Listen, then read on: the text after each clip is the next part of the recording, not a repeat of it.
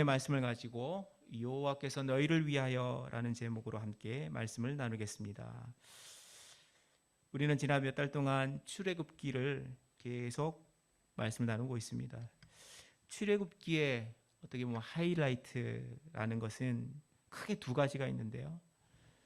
10가지 재앙 후에 출애굽하는 이집트를 탈출하는 과정이 하나가 있고, 그 이후에 있는 홍해를 가르는 사건이 크게 보면 두 가지의 정점이라 볼 수 있습니다. 그것을 위해서 히브리 백성들은 하나님의 인도함을 따라 애굽을 탈출하며 위험한 모험을 감행합니다. 지금 생각해 보면, 우리 일반 성도 생각해 보면 대체 그게 대단히 위험이냐, 그게 대단한 모험이냐 싶지만, 여러분 400년간 털을 잡고 살았던 이집트 땅을 떠난다는 것은 진짜 대단한 모험이 아니고 대단한 결단이 아니면 쉽지 않습니다. 요즘에도 서울에서 그리고 경기도에서 잘 몇십 년 지내시다가 낙향하고 내려가신다 하는 것도 대단한 결심이죠. 그런데 400년간 털을 잡고 살았던 땅을 떠난다는 건 더 어려운 겁니다. 또한 하나님 보신 놀라운 기적들을 보며 믿음으로 과감하게 한 걸음 옮긴다는 거, 어떻게 보면 더 대단한 일입니다. 앞이 어떻게 될지, 앞으로 우리에게 어떤 일이 일어날지 그 누구도 모르는 그 상황인데, 오직 하나님이 인도하심이다, 그것 때문에 걸어간다는 건 진짜 대단한 모험을 하는 겁니다.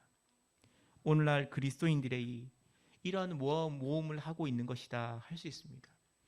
많은 교회들이 이러한 모험에 동참하여 하나님이 보여주시는 비전과 꿈을 따라 한 걸음 한 걸음 걸어가고 있습니다. 이스라엘 백성들에게 출애굽은 대단한 위험과 동시에 믿음의 결단입니다. 히브리 백성들은 하나님께서 보여주신 놀라운 기적을 경험하고 하나님을 전적으로 신뢰한다는 것을 출애굽, 이집트를 탈출하는 것으로 보여주었습니다. 지난번에 얘기했지만 모든 히브리 백성들이 탈출했냐? 그렇지 않습니다. 또 히브리 백성이 아닌 다른 민족들은 아무도 따라 나오지 않았느냐? 그것도 아닙니다. 믿음이 있고 하나님 역사를 바라보는 사람들, 그 잡족들도 함께 탈출하였습니다. 중요한 건 하나님의 역사를 보며 믿음으로 결단하는 사람들을 하나님이 구원하시는 과정이 바로 출애굽 과정입니다. 많은 그리스도인들은 그 출애굽 이후에 있는 평안과 은혜라는 것을 생각하며 살아갑니다. 우리가 지금 보면 하나님이 구름 기둥과 불 기둥으로 보호하시고 인도하신다, 하나님이 지키신다, 그것만 하면 얼마나 좋겠냐 이렇게 생각하지만, 여러분 그렇지 않습니다. 광야에서 구름과 불기둥은 최소한의 살아갈 수 있는 마지노선인 겁니다. 거기에서 무슨 넉넉한 음식이 있고 아주 좋은 물이 있어서 마음껏 마시고 마음껏 놀았다, 그렇지 않습니다. 하루하루 근근히 하나님 보여주시는 은혜에 따라 그 길을 걸어가고 있는 것뿐입니다. 옛날의 믿음의 성도들, 우리 한 세대와 이 두 세대 어른들은 진짜 어떻게 보면 그런 삶을 살아왔습니다. 하루하루 주시는 은혜에 따라, 그 이전에는 진짜 하루하루 먹을 음식에 따라 주시는 만큼 먹고 주시는 만큼 누리면서 살아왔던 것이 우리의 어른들이고 우리 믿음의 선배들의 모습입니다. 그런데 지금은 너무 풍요로워졌죠. 먹을 거 많고 너무 먹을 거 많아 먹지 않는 세대들이 일어납니다. 너무나 먹을 게 많아서 당뇨라는 것도 걸립니다. 당뇨는 예전에는 진짜 부의 상징과 같은 거였습니다. 예전에 배 나오면 부자라 그랬죠. 요즘엔 다 부자입니다.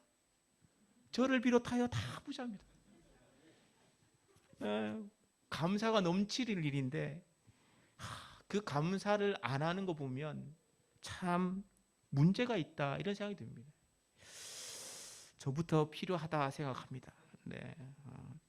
여러분 믿음의 성도들은 내적인 평안은 참 많이 누릴지 모릅니다. 내적으로 은혜를 누리고 평안을 누리고, 그렇지만 외적으로는 심각한 위험과 날마다의 어려움을 겪는 게 사실입니다. 여러분, 한 걸음만 나아가서 세상 나아가면 말씀대로 살아, 말씀대로 하는데 정직하게 해, 이 한마디에 그냥 말씀이냐 아니냐가 결판이 나는 시대가 오늘날의 시대입니다. 여러분, 어쩌면 물고기가 물을 거슬러 올라가는 것처럼 이건 대단히 자연스러운 일입니다. 세상은 한마디로 얘기하면 악합니다. 내가 죽지 않으면 남이 죽어야 하는 것이 세상의 이치입니다. 그런데 하나님 말씀 뭐라 그럽니까? 더불어 살고 함께 은혜 나누고, 이게 세상의 통령이 된다? 거짓말이죠. 등 뒤에 비수를 꼽고 등 뒤에 칼을 숨기고 웃는 것이 세상의 모습입니다. 하나님은 그런 세상에서 빛을 드러내고 그리스도인이 그리스도인답게 살아라, 그렇게 말씀합니다. 이게 믿음의 모험을 알리는 시작이자 출발입니다. 하나님 우리를 부르셨다? 이제 모험을 시작하라는 출발이라고 생각하셔야 됩니다. 거기에 눌러 앉아 여기가 이제 만족스럽습니다, 건들지 마십시오.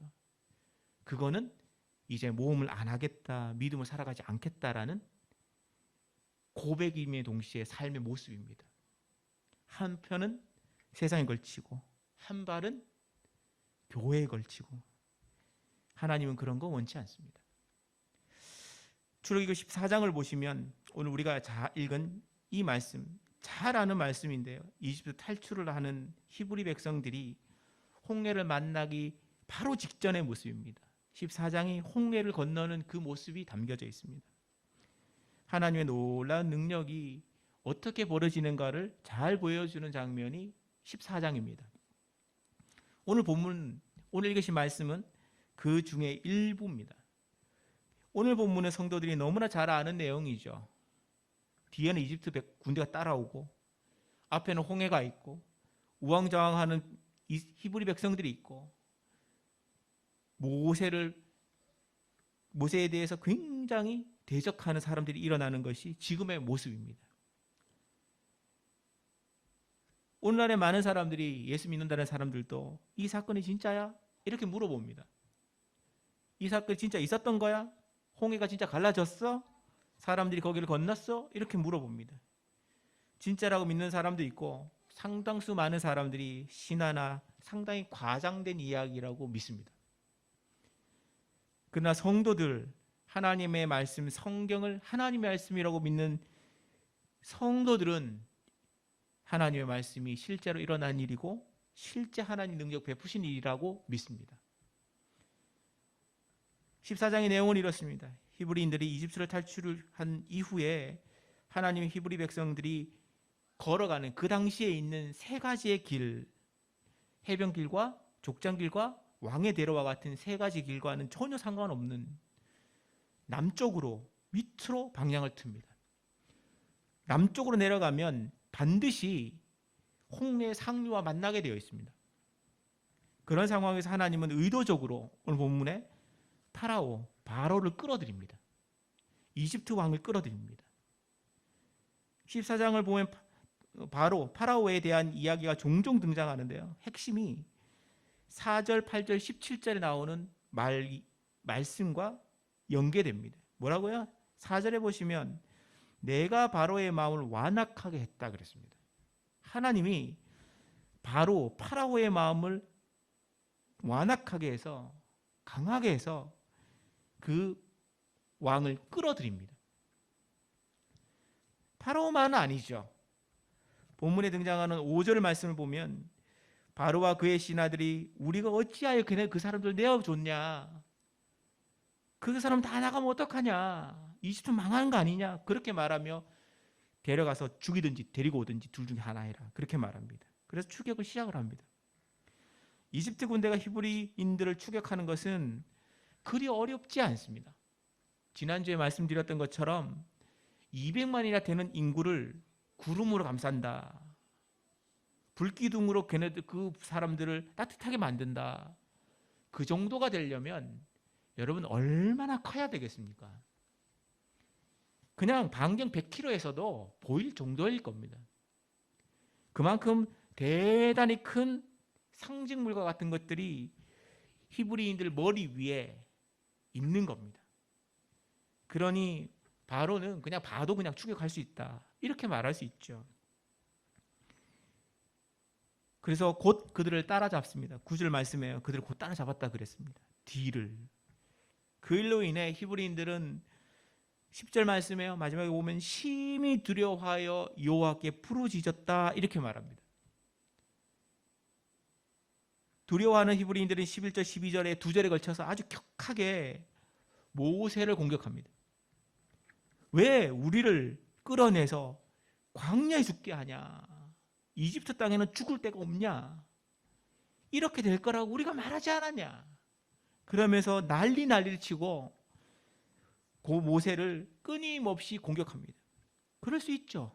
곧 죽게 생겼는데, 두려운데, 잡혀가면 어떤 일을 당할지 아무도 모르는데 두렵죠. 그런데 한번 잘 생각해 봐야 되는 건 모세가 그들에게 했던 말들입니다. 13절의 말씀이에요. 너희는 두려워하지 말고 가만히 서서 여호와의 구원을 보라. 정확하게 너희를 위하여 행하시는 하나님의 구원을 봐라, 그렇게 말했습니다. 그냥 쉽게 얘기하면 두려워하지 말고 가만히 서서 하나님을 잘 봐, 이렇게 기록할 수 있지만 오늘 말씀에서 아주 중요하게 보고자 하는 말은 너희를 위해서라는 말입니다. 너희를 위해서 파라오를 끌어들였어. 너희를 위해서 홍해로 몰고 가는 거야. 근데 어떻게 너희를 위해서입니까?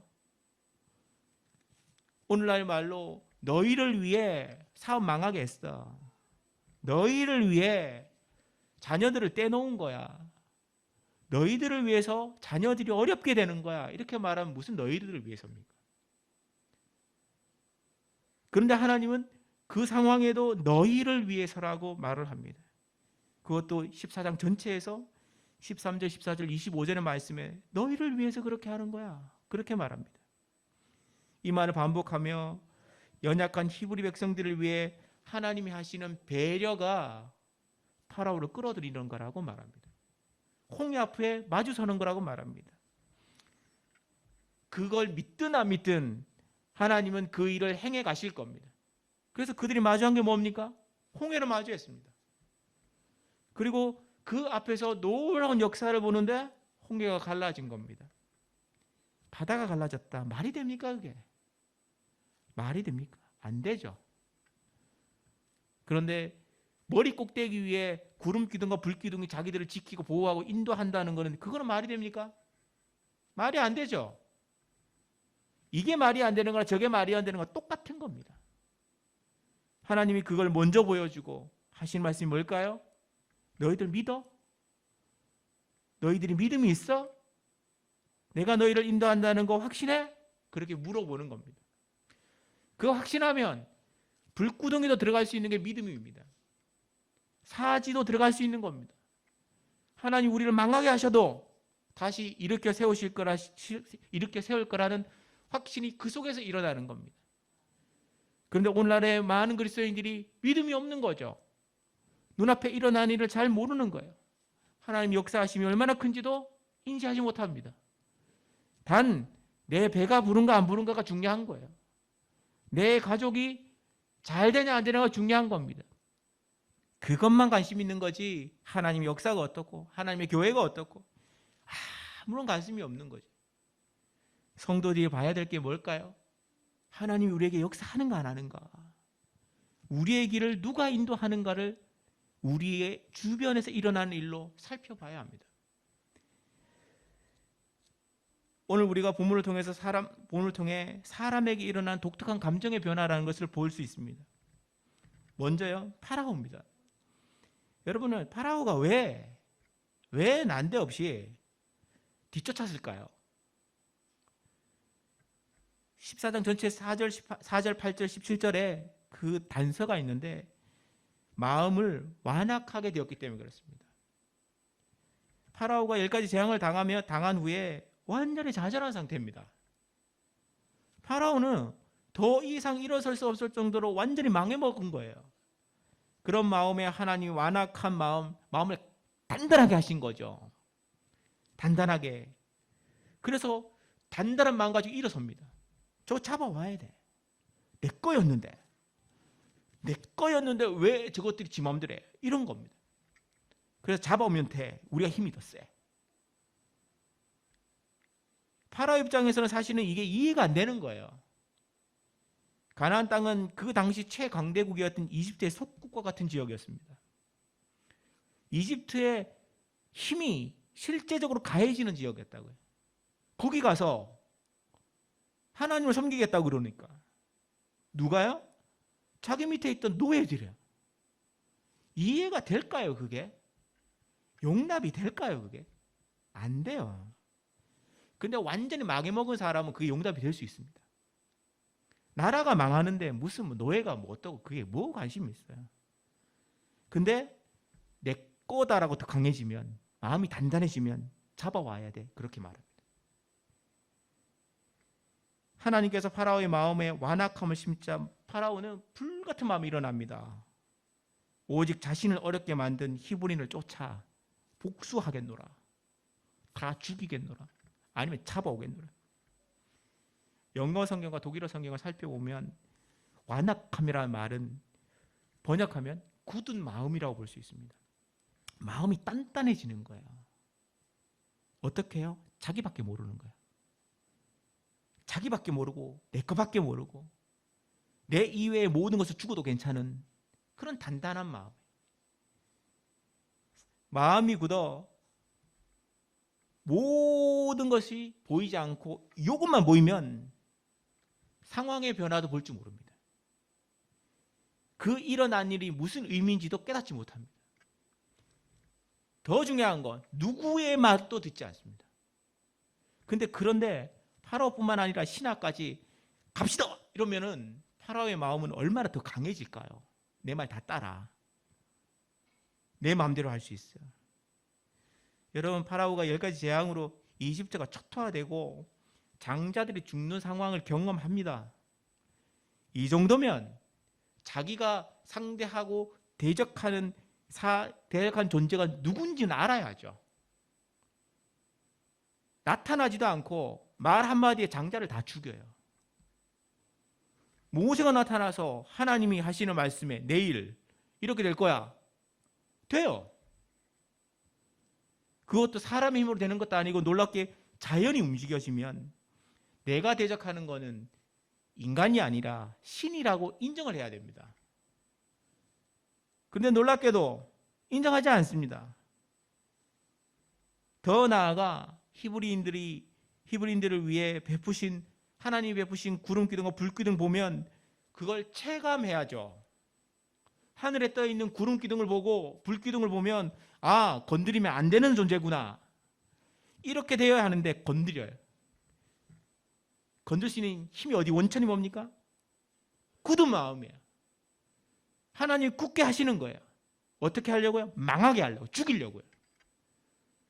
이후에 14장 이후에 보면, 마지막에 보면 하나님이 홍해를 가르시죠. 홍해가 갈라져서 마른 땅과 같이 되었을 때 이집트 사람들, 히브리 사람들이 건너가요. 건너가면 파라오쯤 되면 판단을 해야 하잖아요. 저기 들어가면 죽을까 안 죽을까? 저거는 뭘까? 생각해야 되는데 오늘 성경 말씀을 보면 뛰어 들어갔다 그랬어요. 따라 들어갔다고요. 하나님의 능력과 자연이 움직이는 주변의 상황은 전혀 안 한 거 놓고 내가 원하는 목표에 따라 끊임없이 들어갑니다. 그게 강팍한 사람들의 현상입니다. 많은 교회들과 많은 성도들이 그런 현상을 보입니다. 자기들이 세워놓은 하나의 우상과 같은 목표에 따라 그냥 끊임없이 갑니다. 이게 맞아. 좌우는 보지도 않고 하나님 역사는 보지도 않고 그렇게 들어가 결국 하나님이 하고자 하는 그 일에 동참합니다. 어떻게 해요? 다 초토화돼 죽는 거야. 그게 하나님이 하시는 일의 기본입니다. 또 한편으로 히브리인들에게도 감정의 변화가 나타납니다. 감정의 변화의 핵심은 두려움입니다. 히브리인들은 자신의 뒤 쫓아오는 이집트 군대를 보면서 10절 하반절에 보면 뭐라고요? 심히 두려워하고 여호와께 부르짖었다 그랬습니다. 그냥 두려운 게 아니에요. 심히 두려웠다 그랬습니다. 너무너무 두렵다. 믿음으로 이집트를 탈출했으면 구름 기둥과 불 기둥 그들을 지키고 있고 인도한다는 거 보면 그 두려움이 좀 사그라들어야 되지 않습니까? 하나님 우리를 인도하신다. 하나님 우리의 걸음을 인도하시는 거 눈에 보인다면은 그래 하나님께 맡겨. 이 정도는 돼야 되는 거 아닙니까? 초자연적인 문제로 온 세상이 그냥 우리를 위해서 움직이는 것 같으면은 하나님 능력이야. 하나님을 믿어. 이렇게 되는 게 정상적인 모습입니다. 그런데 히브리 사람들은, 백성들은 두려워합니다. 세상보다 더 큰 하나님의 능력이 눈앞에 보이고 세상의 문제들에 대해도 아랑곳하지 않게 하나님 그렇게 만들어 주셨으면 담대해야죠. 죽기 아니면 살기 아닙니까? 하나님 인도하신 땅으로 들어가든지 아니면 못 들어가고 그냥 죽든지 둘 중에 하나죠. 하나님 믿는다면 그냥 맡기고 가는 거죠. 그런데 히브리인들은 심히 두려워합니다. 그리고 더 나아가 그들이 모세에게 입에 담지 못할 막말을 하는 거죠. 대적하는 거예요. 여러분, 이 부분에서 성도들이 진짜 조심해야 될 부분이 있습니다. 모세를 대적한다는 거 인간을 대적하는 게 아닙니다. 모세는 하나님이 세우신 대언자입니다. 그러니까 대언자를 대적한다는 말은 그 말을 준 권위를 부여한 그 존재 하나님에 대해서 대적한다는 말입니다. 그게 뭡니까? 왜 우리를 여기 데려왔어? 왜? 죽을 땅 여기밖에 없어? 이렇게 된다 그랬잖아. 냅두라고 우리를. 그게 뭡니까? 하나님 믿지 않는다는 말입니다. 눈앞에 보여도, 눈앞에 놀라운 능력이 보여도 믿지 않는다는 말입니다. 여러분, 두려움에 사로잡히면 눈앞에 하나님의 능력이 나타나도 믿지 않습니다. 그들을 인도하는 지도자를 적으로 돌리고 궁극적으로 하나님을 대적하는 일이 일어납니다. 이 두 부류의 차이점이 뭡니까? 하나는, 파라오는 하나님이 의도적으로 끌어들여 목적을 이루는 데 쓰는 겁니다. 하나님이 하신 겁니다. 그냥 눈 가리고 단단하게 하고 따라와 이렇게 해요. 그런데 히브리인들의 두려움의 근거는 뭡니까? 하나님 보지 않고 세상 본 겁니다. 뒤따라오는 이집트 군대를 보고 옛날의 일을 생각하며 따라가면 이건 죽거나 아니면 다시 잡혀가면 죽도록 일하다 죽을 것 같아. 그 두려움이 너무 큰 거예요.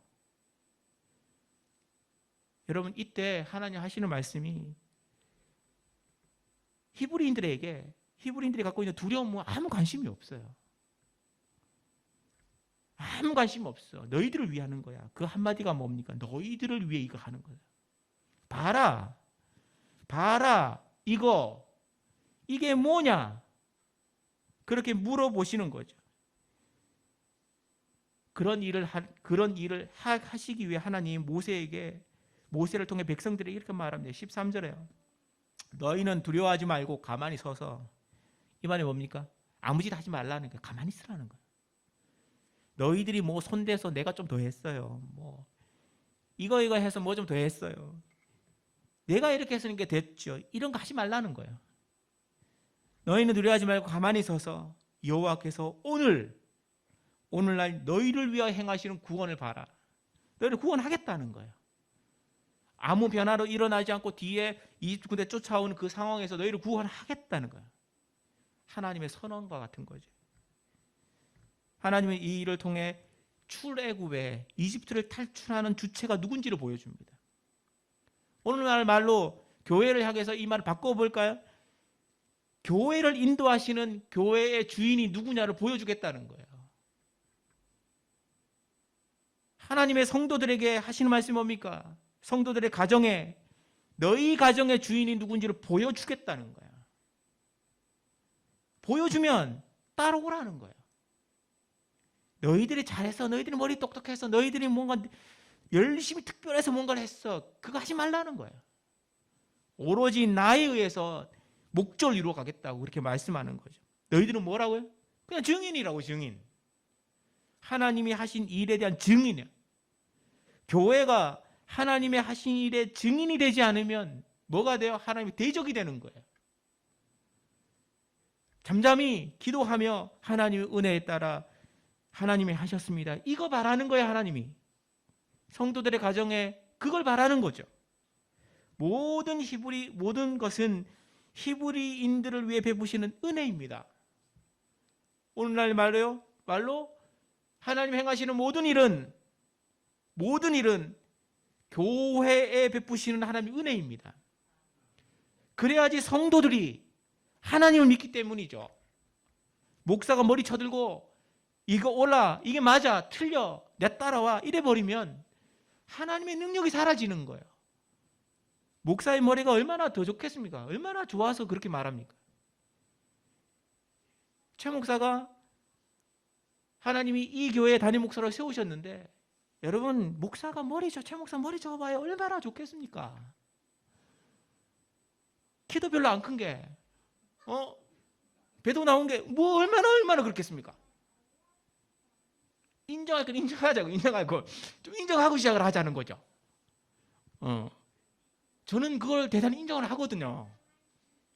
장장님 옆에 서면 사실 작다는 걸 느끼거든요. 제가 많이 느끼거든요. 그래서 할 수 있는 게 뭡니까?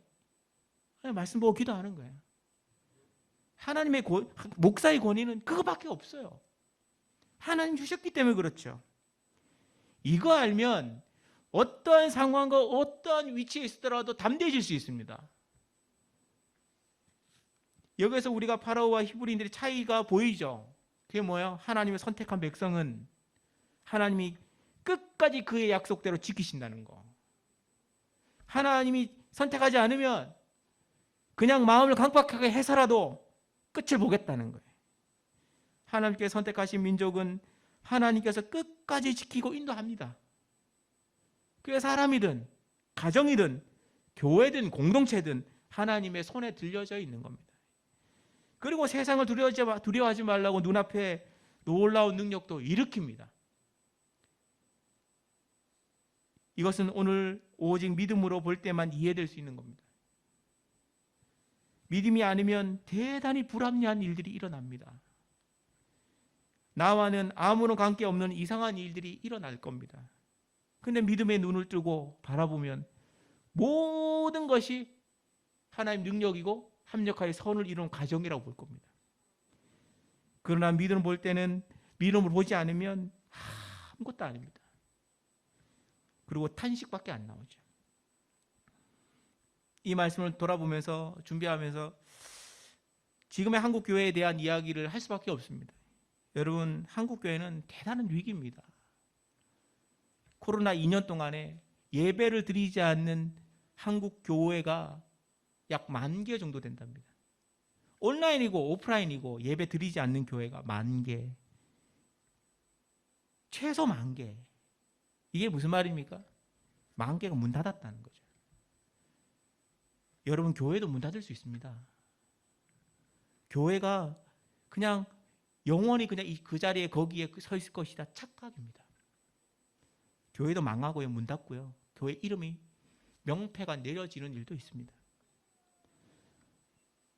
많은 신문 기사들 중에 교회에 대한 기사가 나오는데 그걸 쭉 보면서 충격적인 기사 제목이 하나 눈에 들어왔습니다. 인터넷 보다가 갑자기 들어온 거라 뭐 어디에서 봤는지 잘 기억이 안 나는데 제목이 이렇습니다. 모이는 교회에 종말이 구해졌다. 다시 말해, 모이는 교회가 끝났다는 거예요. 모이는 교회가 이제 의미가 없다는 거예요. 진짜 그럴까요? 진짜 그럴까요? 이 위기에 대해 우리 교회 남설존원교회도 별로 크게 다르지 않습니다. 몇 번에 걸쳐서 지난번에 설교하면서 한국교회 전체가 살아남을 건가, 하나님 부흥 주시고 일어날 건가는 앞으로 2, 3년에 다 결정됩니다. 반드시 결정될 겁니다. 2, 3년 내에 내부적인 체제를 바꾸고 하나님이 주시는 은혜를 누릴 수 있는 교회로 탈북금하지 않으면 교회 지금의 만개 문 닫은 건 유도 아니게 문 닫을 겁니다. 상가교회들 거의 대부분 문 닫을 겁니다.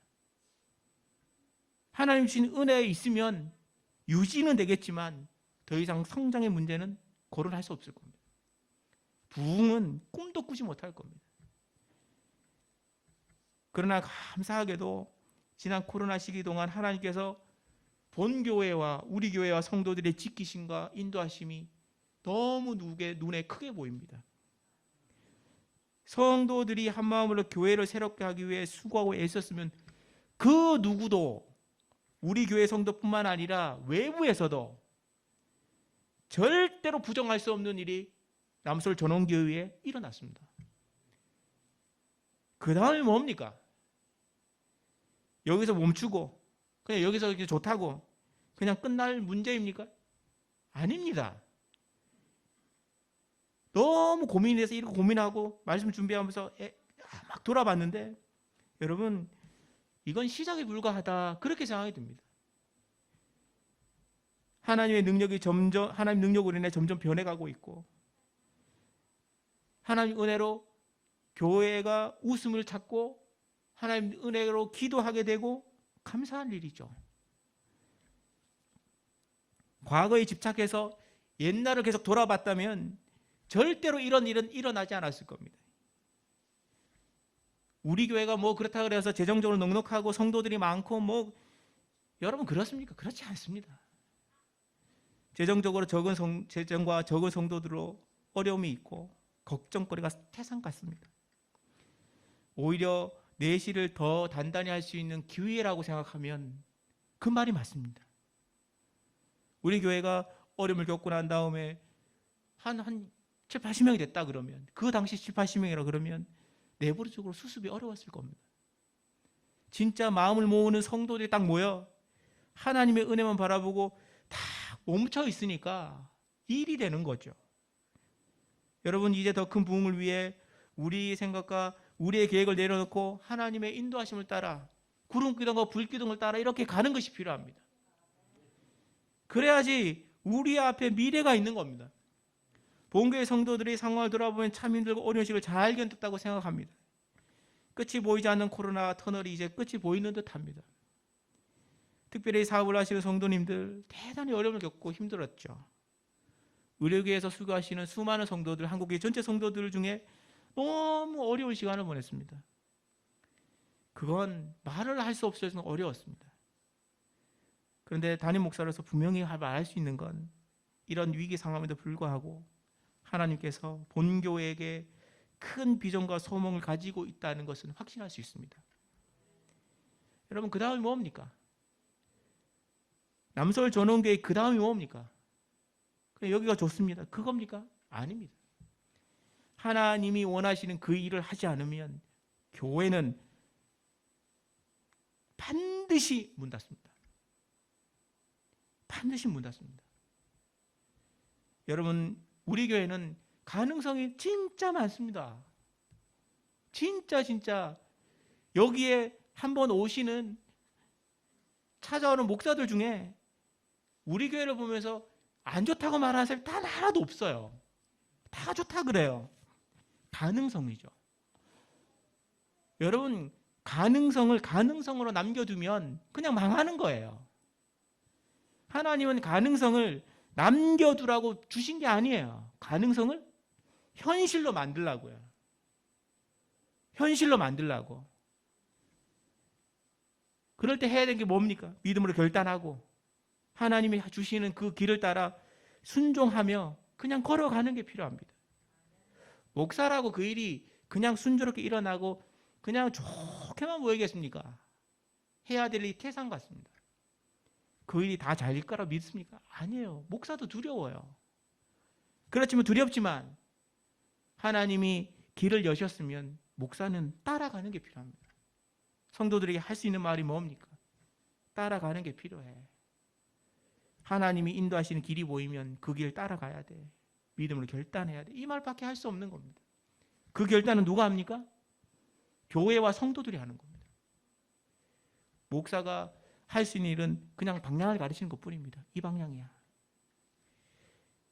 여러분, 단언하건대 지금까지 변화는 하나님께서 일하시기 위해 계획한 준비 단계에 불과합니다. 준비 단계에 불과합니다. 아직 시작도 되지 않은 겁니다. 남솔 전원교회가 말씀 앞에 겸허히 생각을 내려놓고 믿음으로 결단할 때 이 모든 일이 순조롭게 이루어질 겁니다. 하나님의 때에.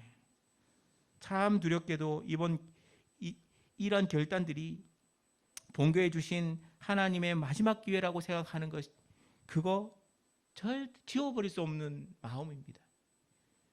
우리 교회만 그렇습니까? 그렇지 않습니다. 한국교회 전체에게 주신 거의 마지막 기회라고 보여집니다. 사느냐 아니면 망하느냐 문 닫느냐의 기로에 서 있습니다. 앞으로 2, 3년 내에 한국의 전체에 주신 마지막 기회입니다. 하나님은 이런 결단의 순간에 서 있는 남솔 전원교회 가족들에게 14절, 13절 말씀으로 위로한다고 생각합니다. 너희는 두려워하지 마라. 가만히 서서 여호와께서 오늘날 너희를 위하여 행하시는 구원을 보라. 믿음의 모험을 한다는 것, 믿음으로 결단한다는 것은 성도들에게 두려움의 연속이고 큰 어려움입니다. 그 모든 두려움과 어려움은 우리를 위해 행하시는 하나님의 능력을 드러내기 위한 도구입니다. 풍랑으로 인해 더욱 담담해질 수 있는 것이 신앙의 비밀입니다. 풍랑으로 인해 더 빨리 갈 수 있는 것이 신앙의 능력입니다.